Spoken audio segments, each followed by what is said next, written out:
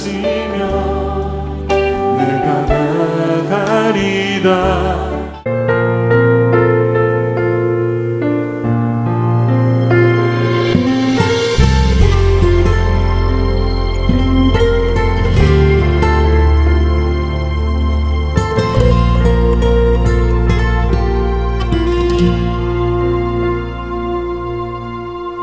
내 안에 주를 향한 이 노래 영원한 노래 있으니 날 향한 주님의 그 신사랑 영원히 찬양하리라.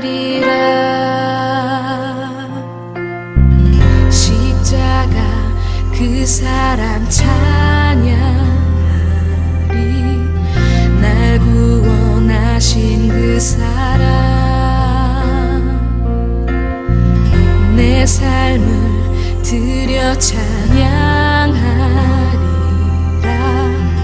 놀라우신 주의 사랑 영원히 찬양하리라. 아름다우신 오 놀라우신 영원할 수 없는 사랑 오 위대하신 하나님의 사랑 영원히 찬양하리.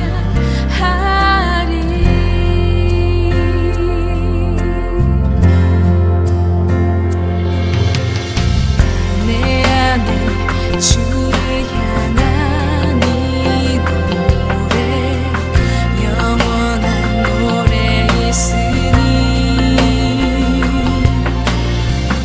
날 향한 주님의 그 신사랑 영원히 찬양하리라. 영원히 찬양하리라.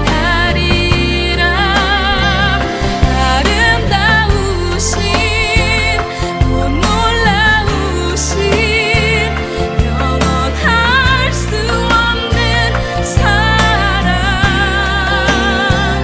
오 위대하신 하나님의 사랑 영원히 찬양하리.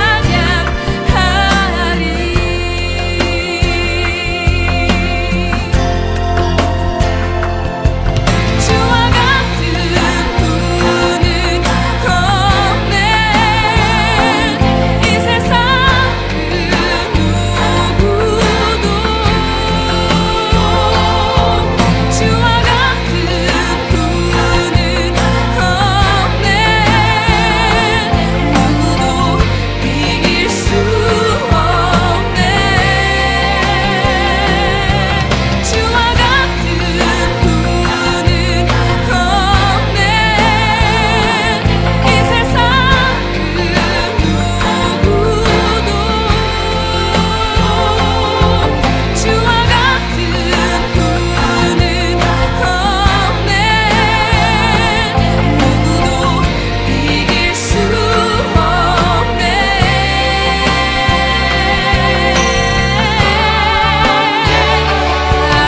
아름다우신 놀라우신 이해할 수 없는 사랑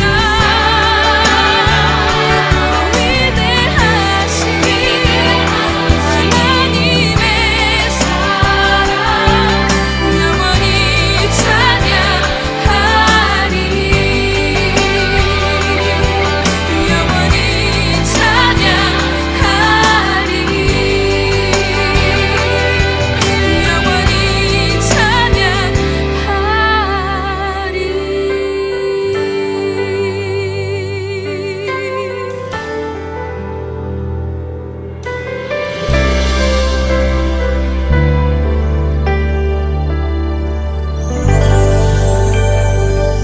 오늘 함께 묵상할 말씀은 이사야서 13장 1절로 22절 말씀입니다. 1절 아모스의 아들 이사야가 바벨론에 대하여 받은 경고라.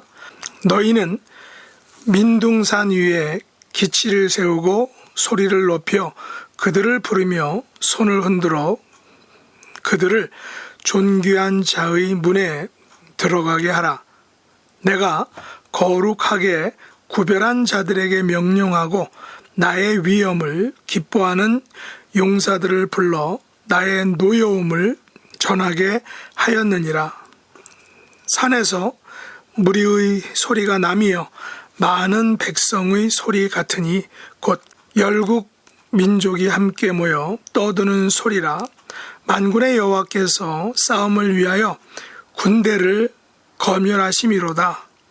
무리가 먼 나라에서 하늘 끝에서 왔으며 곧 여호와와 그의 진노의 병기라. 온 땅을 멸하려 함이로다. 너희는 애곡할지어다. 여호와의 날이 가까웠으니 전능자에게서 멸망이 임할 것이미로다.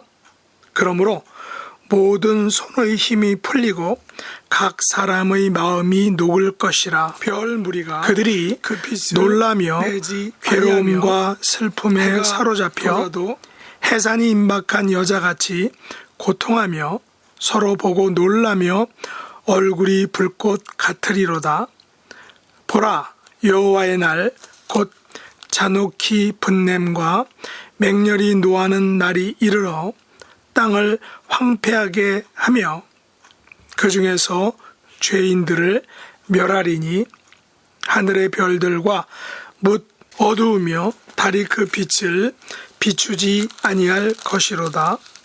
내가 세상의 악과 악인의 죄를 벌하며 교만한 자의 오만을 끊으며 강포한 자의 거만을 낮출 것이며 내가 사람을 순금보다 희소하게 하며 인생을 오빌의 금보다 희귀하게 하리로다. 그러므로 나 만군의 여호와가 분하여 맹렬히 노하는 날에 하늘을 진동시키며 땅을 흔들어 그 자리에서 떠나게 하리니 그들이 쫓긴 노루나 모으는 자 없는 양같이 각기 자기 동족에게로 돌아가며 각기 본향으로 도망할 것이나 만나는 자마다 창에 찔리겠고 잡히는 자마다 칼에 엎드러지겠고 그들의 어린 아이들은 그들의 목전에서 메어침을 당하겠고 그들의 집은 노략을 당하겠고 그들의 아내는 욕을 당하리라. 보라, 은을 돌아보지 아니하며 금을 기뻐하지 아니하는 메대 사람을 내가 충동하여 그들을 치게 하리니 메대 사람이 활로 청년을 쏘아 죽이며 태의 열매를 긍휼히 여기지 아니하며 아이를 애석하게 보지 아니하리라. 열국의 영광이요 갈대아 사람의 자랑하는 놀이개가 된 바벨론이 하나님께 멸망당한 소돔과 고모라 같이 되리니 그곳에 거주할 자가 없겠고 거주할 사람이 대대 없을 것이며 아라비아 사람도 거기에 장막을 치지 아니하며 목자들도 그곳에 그들의 양떼를 쉬게 하지 아니할 것이요 오직 들짐승들이 거기에 엎드리고 부르짖는 짐승이 그들의 가옥에 가득하며 타조가 거기에 깃들이며 들양이 거기에서 뛸 것이며 그의 궁성에는 승냥이가 부르짖을 것이요 화려하던 궁전에는 들깨가 울 것이라.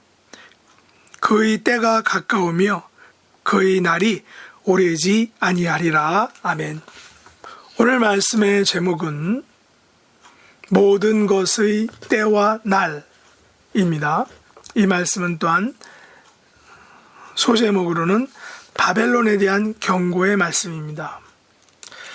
오늘 말씀은 바벨론에 대한 하나님의 경고의 말씀입니다. 하나님께서는 온 우주의 주인이십니다. 그래서 세상 나라들에 대해 흥함과 망함의 권세를 가지고 계신 분이 바로 하나님입니다. 세상 나라들에 대해서 그래서 하나님이 경고의 말씀을 하시는 것을 우리가 예언서를 통해서 보게 됩니다. 이사야 10장에서는 아수르에 대한 예언의 말씀이었습니다. 오늘 13장은 바로 바벨론에 대한 예언의 말씀입니다. 또한 이 말씀은 경고의 말씀입니다. 6절에 보시면 이렇게 말하죠. 너희는 애곡할지어다 여호와의 날이 가까웠으니 전능자에게서 멸망이 임할 것이미로다 라고 합니다.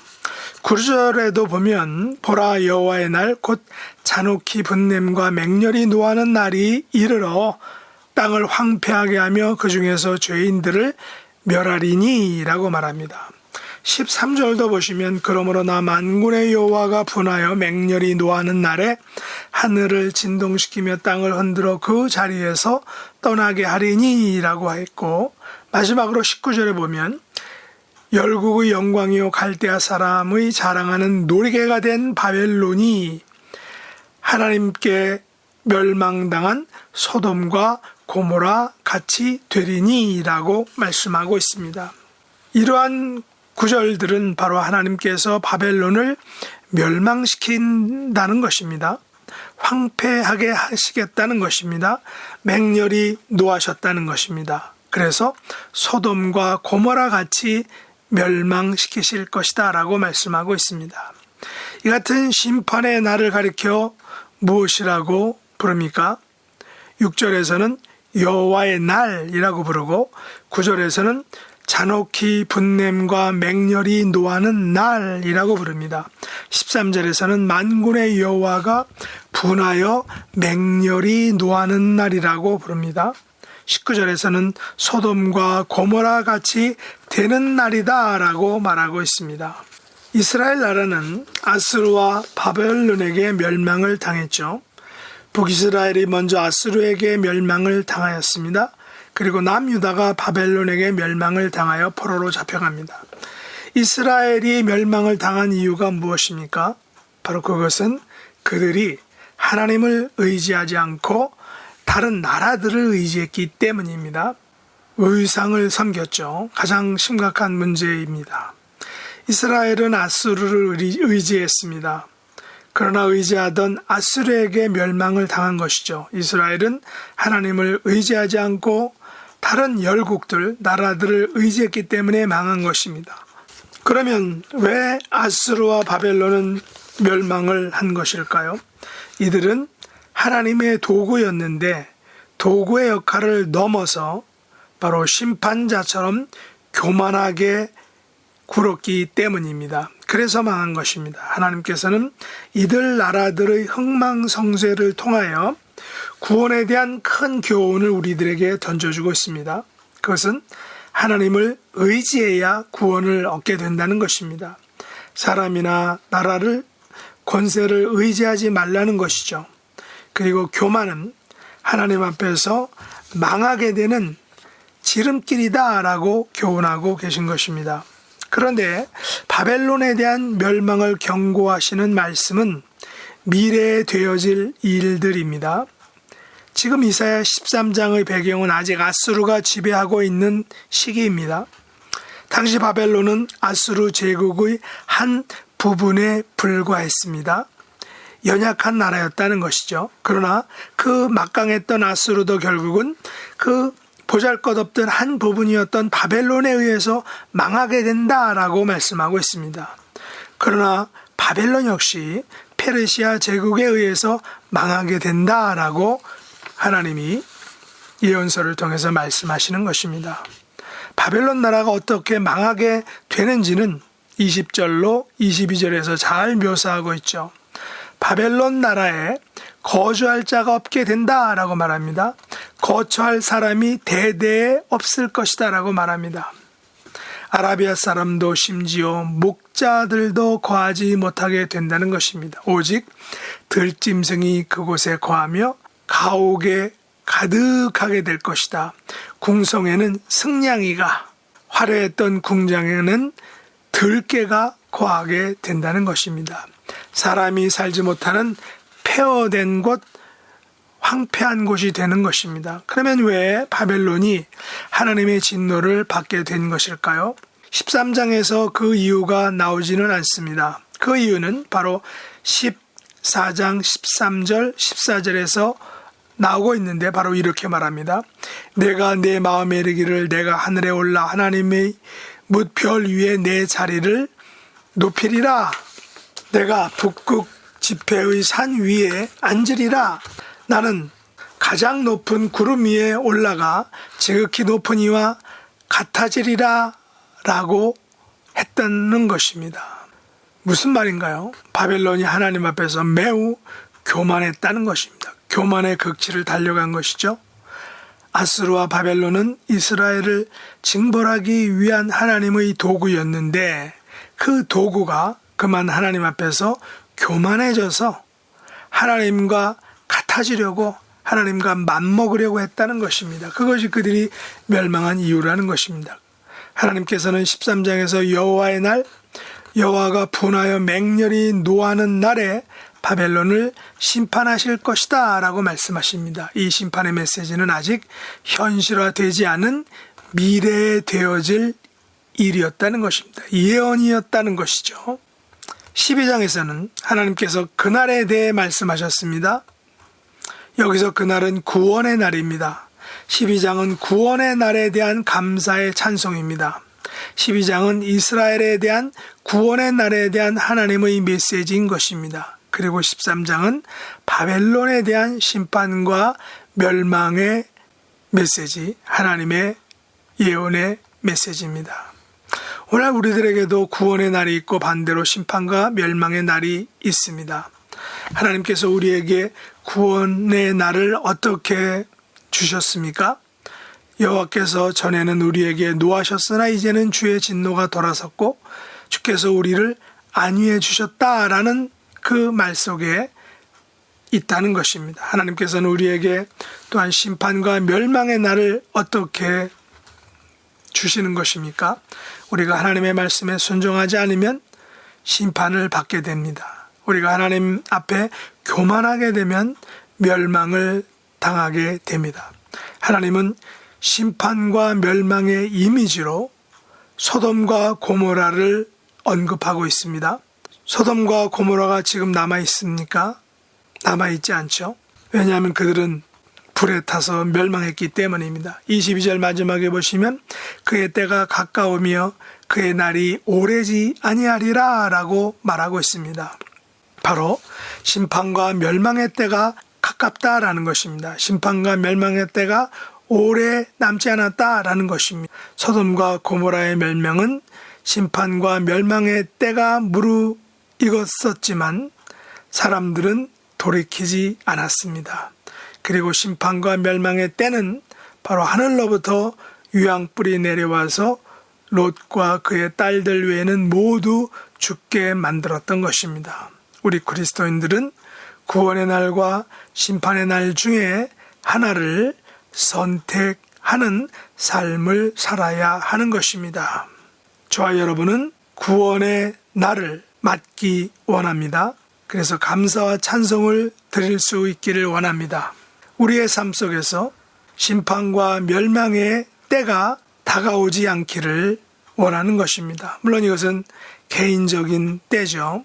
개인적인 심판과 멸망의 때를 맞지 않도록 아수르와 바벨론처럼 하나님 앞에서 언제나 겸손하고 하나님을 의지하는 삶을 살아야 되는 것입니다. 이런 삶의 주인공이 될 수 있기를 예수님의 이름으로 축복합니다. 기도하겠습니다.